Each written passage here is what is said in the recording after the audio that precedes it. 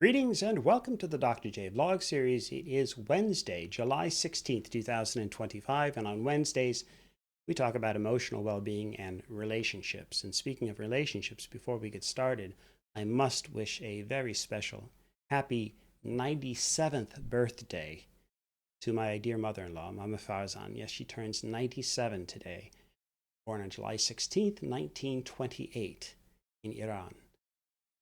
Tavalodat Mubarak. So it's incredible. Okay, so with that said, I've often heard people then talk about how they do almost anything for their children to ensure their long-term health and happiness and success. That may or may not be true in many cases, but it's the sentiment that strikes me as deeply profound. Because what's the implication? Parents will often invest their time and energy to a far greater extent than might seem reasonable for their children's well-being. Caring parents certainly don't want to see their children suffer and fail. So why not approach one's own situation or primary relationships with one's partner, for example, in a similar fashion? Sure, children become our number one priority if we have them, but that doesn't mean that we can't still look after ourselves and our relationships with our significant other. So these are obviously not mutually exclusive. It's all about the allocation of our resources in terms of our time and effort, intelligence and emotional reserves, and much more. In a word, it's about the energy that we're willing to invest to show our commitment levels, to invest in those relationships. Energy lies at the essence of everything that we do, and that obviously includes our relationships. So you want to be an excellent or even just a competent violinist? Well, then you're going to have to invest your energy accordingly. You want to complete your educational degree successfully? Once again, you'll have to commit the necessary time and energy. You want to have a healthy relationship? Then give the energy required. Yes, and that includes even if our partner's not reciprocating. Whoa, wait, what? That's not right. That's not fair. I understand. Let me be clear. Not as a martyr, not under any circumstances, especially if you're confronted with the persistent forms of one of the three A's, adultery or abuse or addiction. I have to set boundaries and limits, and not forever, but at least at the outset of a withering and possibly failing relationship. And so there's an analogy, obviously, with caring for plants that's worth mentioning. So if you ignore your houseplants, then they're going to wilt and wither and eventually die. They need water. They might need nutrients for their soil. They need sunlight. In a word, they need energy, the energy that's commensurate with what they need to survive and hopefully to thrive. And since you've established a relationship with your plants, you have to use some of your energy then to nurture them and to keep them healthy. So my wife, in fact, saw a large evergreen tree right next to us, next door, the other day that was mostly dead and with just a few branches with leaves and so on. And she asked, "Do you think that the tree can ever recover with just those few green branches?" And I said, "Unfortunately, no. Too much of the xylem tissue has died. And when that happens, the tree's basically past the point that it can be saved." And guess what happened? Not even a couple of days later, there was a tree company out there taking down the tree that she was asking about, confirming what I suspected. There was no hope at that point for that particular tree. So the bottom line is that you can't let the tree or your houseplants suffer too long or deprived of sufficient water or nutrients, or to become diseased, because then it'll soon be in distress. It needs sufficient energy to survive, and once it passes through that critical phase of distress, there's often no recovering. And that's the message for our emotional well-being and our relationships. It's easy enough, especially in the beginning, to love someone, to invest the time and energy that's necessary for the relationship. In fact, we often quite enjoy spending extra time and effort. We do, especially in the earliest stages of dating and getting to know someone, and dressing up and looking your best and doing little thoughtful or romantic things for your partner. You're investing your energy in 1,000 different ways with the hope of building that relationship. You understand intuitively that the relationship can't just simply grow and nurture itself. You know that you have to invest your energy in tending to the flowering relationship.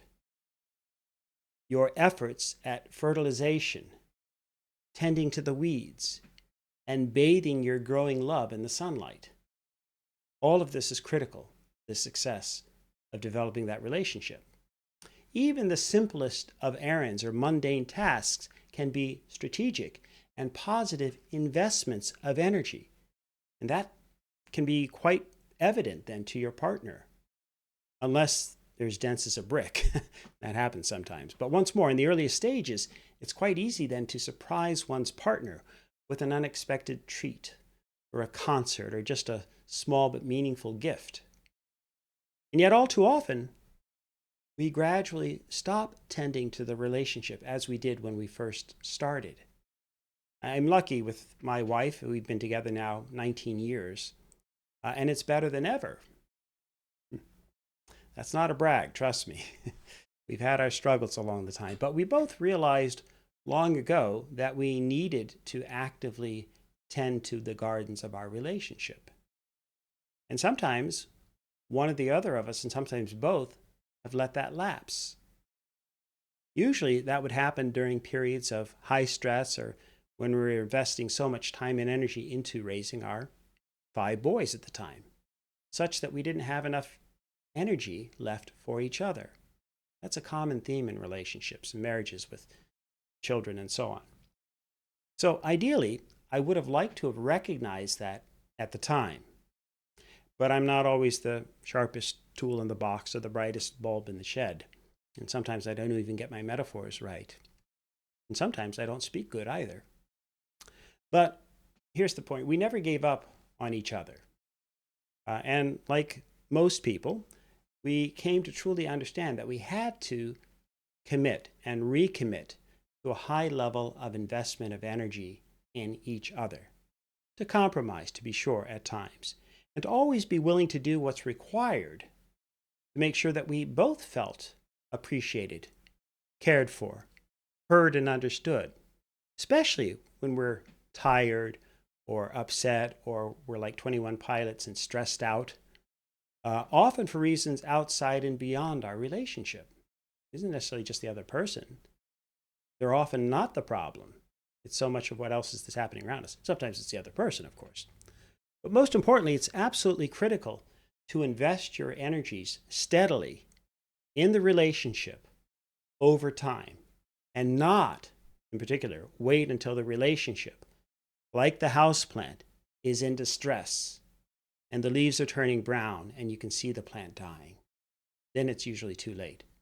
So in fact, the smartest thing we can do is not just to invest our energy in building our relationships, but then through continual investments in maintaining and helping the relationships grow over time. Even more than that, invest extra energy when you can to help forge an even healthier bond. So here's an example. So when my wife and I experienced stress in conflict earlier in our relationships, either or the both of us would tend to withdraw a bit. That's not an uncommon experience. Essentially, we were metaphorically withholding the water. And that's the worst thing you can do when the plant or the person is parched and dehydrated. But the thing is, if you also wait to drink the water only once you feel really thirsty, you've essentially waited too long. Your system's already suffering. It's already in distress. And so you actually need to be drinking water long before you're thirsty to be properly hydrated, to be healthy. Okay, and then on the opposite end, here's a real life example of something that just happened. I mentioned earlier this week in one of the other vlogs, I am under a bit of stress right now, high stress in terms of trying to meet a book deadline. And that's ideal. I will have to have it done by the end of the month and so on. And there's a few other things that are happening in terms of our household situation. So these are by and large normal stressors in terms of the household, in terms of kind of work deadlines, that sort of thing. And certainly none of that's the fault of my wife at all. But it's definitely been a high stress period for the last few weeks. And I haven't been sleeping too well either. So that doesn't help. That's my problem. Well, anyway, where I'm going with this is that last week, my wife asked me if I'd like to go to the sour cherry farm and pick sour cherries.